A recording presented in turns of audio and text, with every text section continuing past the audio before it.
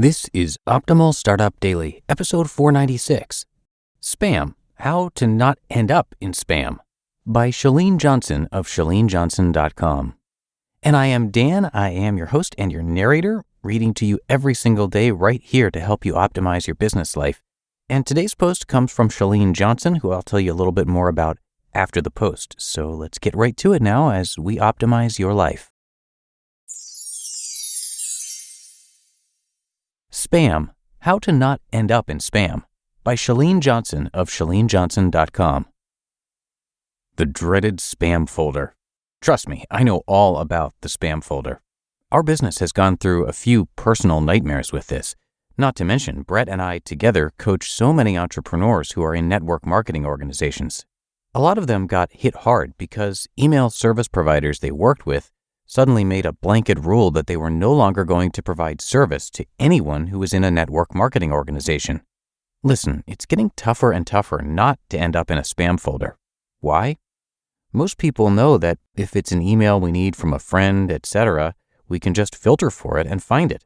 Most spam filters are getting much better at filtering out any type of email we're not interacting with or intentionally opening. That said, email filters have become, in my opinion, overzealous. I get emails from friends that end up in my spam folder all the time. Let's talk about how we can do whatever we can to avoid summarily being lumped into the category of spam.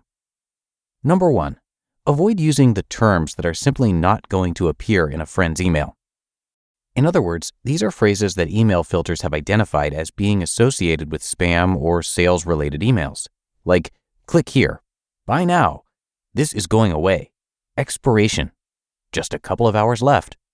If you need to go there in your email copy, and we all do from time to time, just make sure it's very conversational. Avoid things that sound salesy. Spam filters look at every piece of your email, text and pictures. When you're texting a friend or emailing a friend, you're not going to put $6 signs next to save money now and then 6 more dollar signs and then 4 exclamation marks. No. Number 2, purposefully misspelling words, either in your subject line or body of email. For example, many marketers figured out that there were certain words that most filters would pick up. Rather than using new words, these guys would take the word, let's say sale, and would replace the A with an @ sign.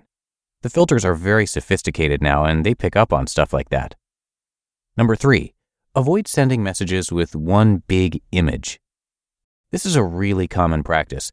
Once people, marketers, the bad guys, figured out that spam filters were picking up certain words, they decided to send an infographic with everything that they wanted to say. Of course, now that's not going to work either. Number 4, send only to subscribers. Make sure the people you are sending your email to have actually subscribed to that email list. If you don't, it takes just a few annoyed people to report your content as spam. Then, most likely, almost every email you send is likely to end up in some kind of a spam filter. Number 5, purge your mailing list. We at Team Johnson do it all the time, and it kills me. I'm like, no, we can't get rid of anybody. But you have to. By getting rid of inactive subscribers, those who haven't opened or clicked on an email from you in a long time, you are creating a better, more dedicated, and interactive email list.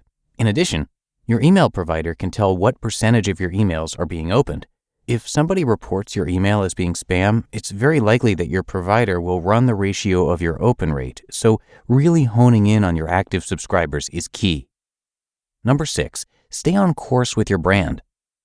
If somebody opted into your email list in expectation of receiving certain types of information, and then you start sending something completely unrelated, which they did not request, they will unsubscribe, and you will likely be reported for spam. Most importantly, you lose your integrity. If you want people to opt into another list, you can do that, but you need to specifically invite them to do so. Number 7, be honest in your headers or subject line. Don't try to trick people to open up your email based on your header. Be creative, yes, but don't trick them. Number 8, use a verifiable IP address as your return email address. This way, if people would like to reply, they can. Your email is legitimate.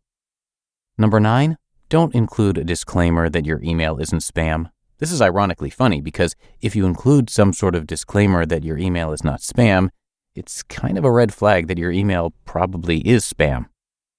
And number 10, space your paragraphs conversationally. There's a way we normally write a paragraph when composing an email to our friends, long and continuous. But it has become kind of a best practice lately to write emails with very narrow paragraphs. For example, you hit return after every 5 or 6 words. We do this because it reads very easily on just about any mobile device. You just listened to the post titled Spam, How to Not End Up in Spam by Chalene Johnson of ChaleneJohnson.com. You're ready to make the leap and turn your passion into profit, but you need the right team to make it happen. Indeed makes it easy to hire and build a team with the right skills to make your dreams a reality. If you're hiring, you need Indeed, because Indeed is the hiring partner where you can attract, interview, and hire all in one place. With Instant Match, as soon as you sponsor a post, you get a short list of quality candidates with resumes on Indeed that match your job description, and you can invite them to apply right away. I love that Indeed makes hiring all in one place so easy. Indeed helps you see your top talent's abilities faster with 135 assessment tests. So start hiring right now with a $75 sponsored job credit to upgrade your job post at Indeed.com/startup. Offer valid through March 31st. Go to Indeed.com/startup to claim your $75 credit before March 31st. Indeed.com/startup. Terms and conditions apply. Need to hire? You need Indeed. And thank you to Chalene. She is a world-renowned motivational speaker with more than 30 years as a health expert.